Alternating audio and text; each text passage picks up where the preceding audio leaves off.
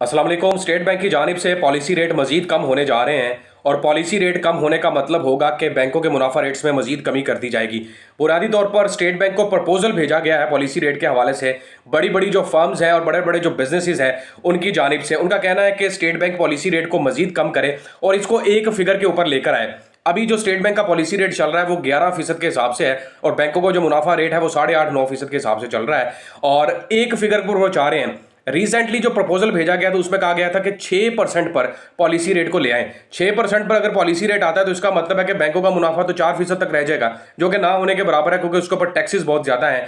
लेकिन फिलहाल state bank ने यह फाइनल नहीं किया कि हम पॉलिसी रेट को सिंगल फिगर पर लेकर आएंगे या डबल फिगर में ही रहेगा। और लेकिन यह पक्का है कि स्टेट बैंक पॉलिसी रेट को कम करने जा रहा है। ऑब्वियसली जब पॉलिसी रेट कम होगा, मुनाफा रेट्स कम होंगे तो लोग बैंकों से पैसा निकलवाएंगे और बैंकों से पैसा निकलवा कर या तो वो रियल स्टेट के अंदर इन्वेस्टमेंट करेंगे या फिर वो गोल्ड वगैरह परचेज करेंगे। बड़ी बड़ी फर्म्स के जो स्टॉक्स हैं, जो उनके शेयर्स हैं वो खरीदे जाएंगे और अल्टीमेटली फायदा किसको होगा? अपनी राय का इजहार कमेंट के जरिए लाजमी कीजिएगा, वीडियो को शेयर करें, लाइक करें। और अल्टीमेटली फायदा किसका होगा? बड़े बड़े बिजनेसेस का होगा, शेयर वाली कंपनीज का होगा।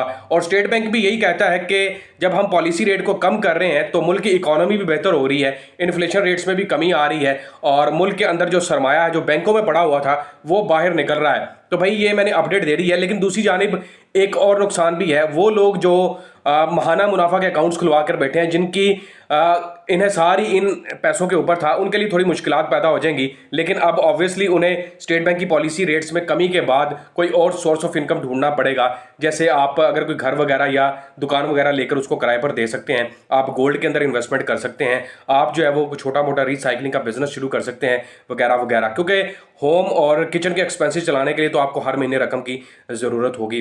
तो अब मैं आपको बता दूं कि अगस्त से ये इंप्लीमेंट होने जा रहा है, यानी कि पॉलिसी रेट कम होने जा रहा है। और क्या मुनाफा रेट बनेगा, मतलब अगस्त के बाद आगे सितंबर अक्टूबर में आपको 1 लाख पर क्या महाना मुनाफा मिलेगा, इसके बारे में बताऊंगा। इसके अलावा जो कौमी बचत के जितने भी सर्टिफिकेट्स होंगे, सेविंग्स अकाउंट होंगे, उनके मुनाफा रेट्स में भी कमी आ सकती है और उनके मुनाफा रेट्स में अप टू 40 पॉइंट्स कह लें बीपीएस के हिसाब से, या अप टू 100 पॉइंट्स के बारे में भी कहा जा रहा है। मतलब जैसे अगर मैं बहबूद सेविंग सर्टिफिकेट के हवाले से बात करूं तो इस वक्त जो ऑलमोस्ट 13% के हिसाब से रेट चल रहा है तो वो कम होकर 12.5 या 12.20 तक आ सकता है। और इसी तरह जो बाकी सर्टिफिकेट्स हैं, पेंशनर्स बेनिफिट अकाउंट है, शोधा फैमिली वेलफेयर अकाउंट है, सेविंग अकाउंट है और सर्वा की जो स्कीम्स है उनके मुनाफा रेट्स में भी कमी आ सकती है।